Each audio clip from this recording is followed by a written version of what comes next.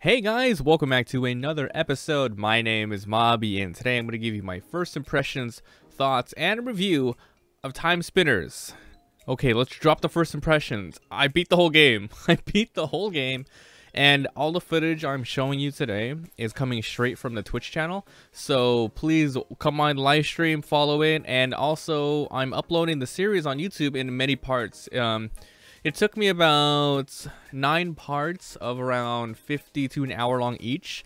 So we can say about 8 hours it took me to beat the game, and that's almost 100%ing it. I'm gonna be telling you guys everything I loved about it, as well as some minor spoilers towards the end. You know, if you're probably not gonna play but you want to know a little bit more about it. So let's begin. Just wanted to give you a heads up. I completely beat the game. I played the crap out of it. So this is pretty much a huge review of it.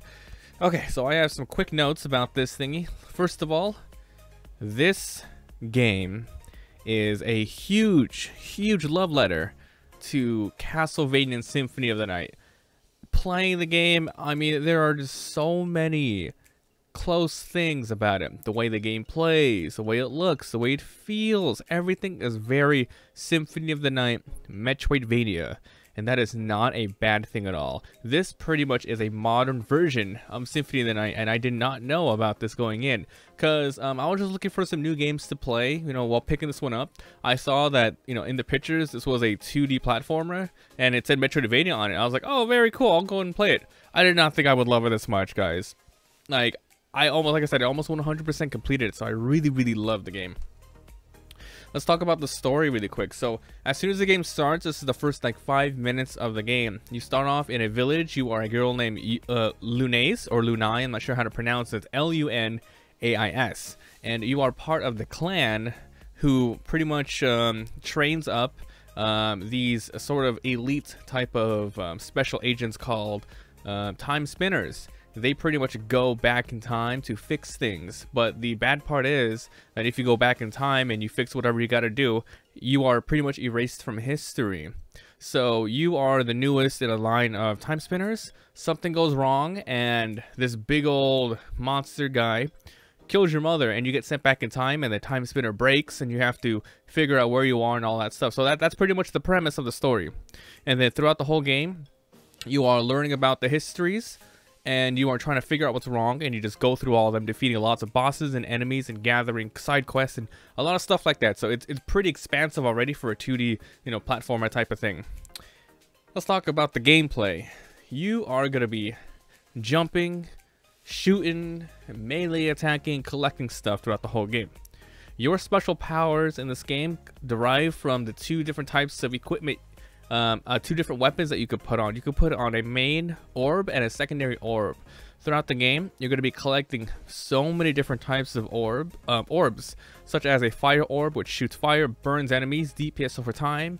Maybe you'll get a wind one that is a lot more quicker, but it's a short range one. You even get like a giant eyeball one where you it shoots like blades and stuff. So what you can do with these orbs is you can mix and match the orbs, meaning you can hold an ice one in one hand and you can hold a hammer in one hand. So you can literally have a hammer ice and attack both at the same time.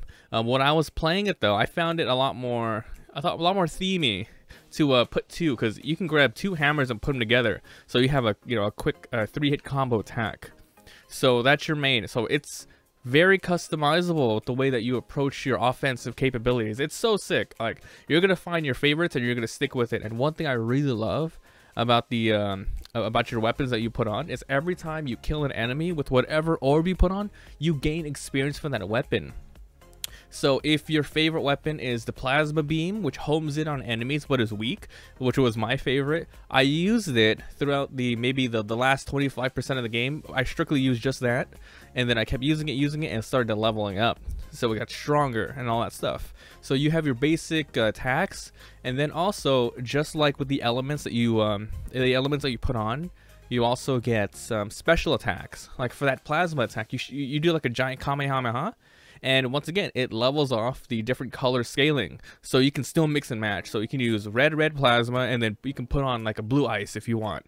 And then just like Castlevania, you have equipment, so you can put on a hat, you can put on a chest plate or something like that, which you can buy from stores. They drop from enemies, and they influence your stats: attack, defense, your will, which I believe increases your mana heal, your aura heal, and of course your fortitude, which I'm pretty sure decreases your your defense and stuff like that, but I'm not entirely sure. And this game, like, I didn't even talk about this. You are a time spinner. You control time pretty much. This game, you slow down time. No, you don't slow down time. You stop time. And this is a huge mechanic in the game. I don't use it too much for offensive battle because, like, usually, the game is so smooth, very responsive. Nothing is over the top crazy. Every once in a while, maybe during a boss fight where I just didn't want to take any damage at all, you can slow down time, dodge and attack, start time again, and attack an enemy. And all of this is your sand meter, which decreases over time the more you use it, but you can gain it back just like you would HP or aura by just breaking things, destroying enemies, and breaking destructible environments. And then you pick up little sand vials.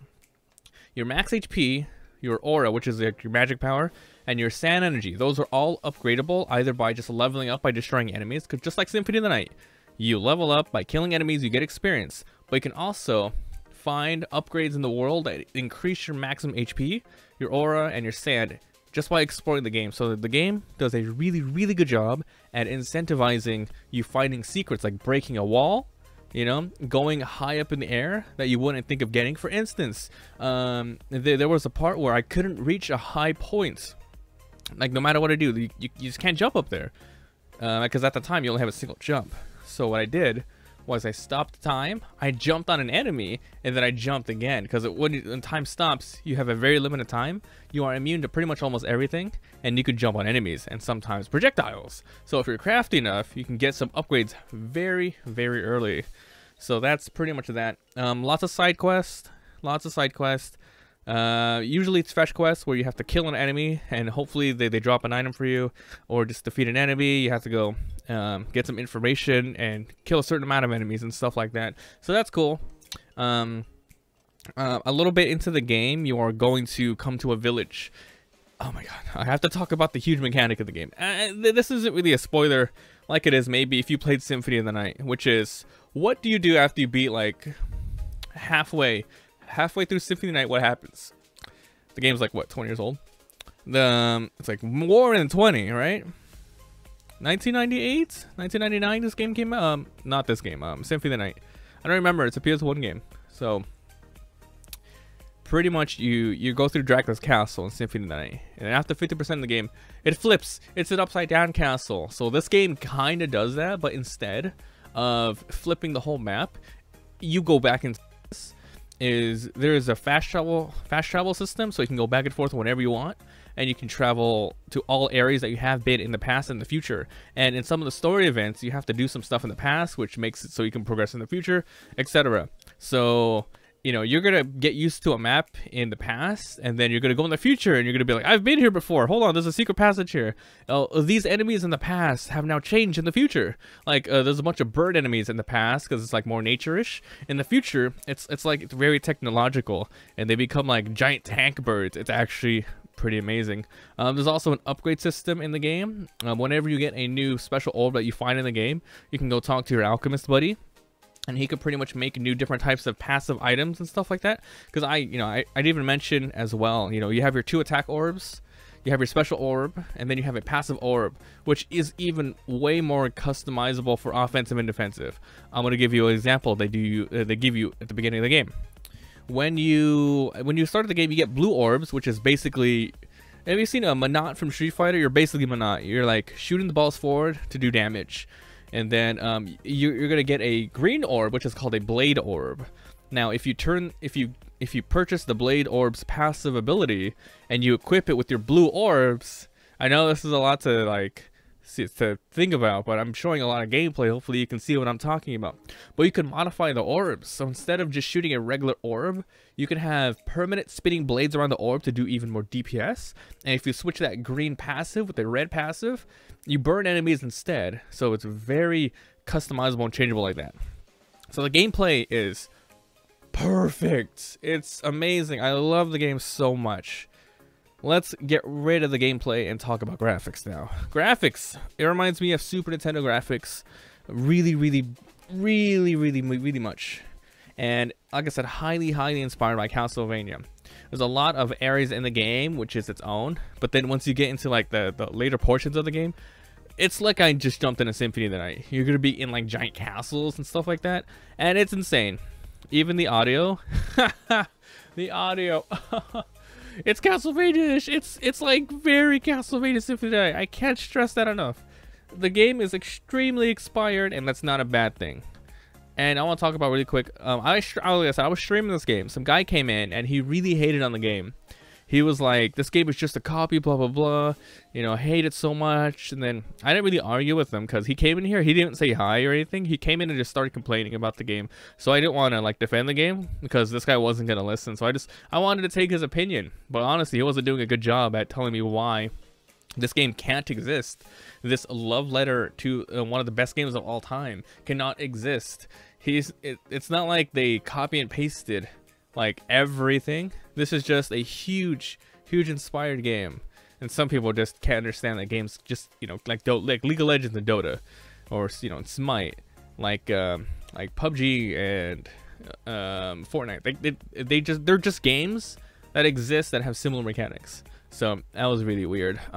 Let's go to the miscellaneous bugs section. No bugs at all. No problem with the game. The game was actually very fun.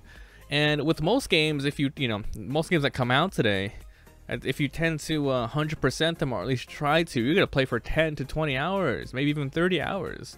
Here, though, I went pretty fast, and I ended up with maybe 6 to 8 hours for almost 100% completing it.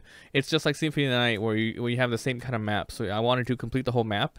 I didn't really finish all the side quests because a lot of it ended up being kind of chancy, like, oh, you have to, hopefully this enemy drops and stuff like that. So the grind wasn't really too bad. You don't have to grind in this game at all. This game does a good job of letting you know, like, hey, this person has this amount of quest, and every enemy, after you kill an enemy, you can go in your journal and you can look at the enemy. You can see a little bit of lore, and you can also see their drops. Like, for instance, if I kill a bird, maybe it has, underneath its name, it has like a 2-star drop and a 5-star drop. Usually a 2-star drop would be a consumable, and a 5-star would be like usually be an equip, like a hat or a chest plate you can put on. So you can gauge for yourself whether or not you want to keep farming the enemy, and you also get experience. So this game is perfect, and I don't want to spoil too much with the story, but that was pretty much it. Timespinner, go back in time. Huge freedom. It's so good. Lots of secrets. If you are a fan of 2D platformers and all, if you ever played Symphony of the Night, if you love any Metroidvanias, you have to check this game out. I cannot give it enough praise. Hopefully I showed you enough gameplay to change your mind, to make you realize this is a huge sleeper hit. I don't know anyone else talking about it. I am subscribed to a lot of Let's Players. I don't see anyone doing any Let's Plays of these at all. I haven't been actively searching though, but everyone that I've been following hasn't done it. So check it out yourself, guys. It's not expensive. It's so cheap. These guys deserve it. This was a Kickstarter game.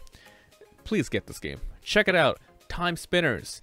Now, let me know down below. Have you guys played it? What do you think about the game? If you guys enjoyed the video, leave a like. It helps so much. If you haven't already, hit that subscribe button. I upload a lot of daily videos. I'm going to be putting a link in the description to my Twitch channel. Like I said, that's where I play all my games, and that's where I upload it. So, I take all the parts. I beat this game in 2 sittings, and I'm cutting it in 9 hours, in 8 parts for the YouTube. And I'm also linking to the playlist for the YouTube if you want to watch me play from episode 1 all the way to the end. So good. So good. Also, one thing left to mention with this game, a lot of replayability. Easy, normal, nightmare mode, and nightmare mode plus. And I don't want to spoil that, but you beat the game, you'll find out what it is, or watch my part 8 video. Thanks for being here. Thanks for watching. Play this game. Thanks for watching. I'll see you guys next time.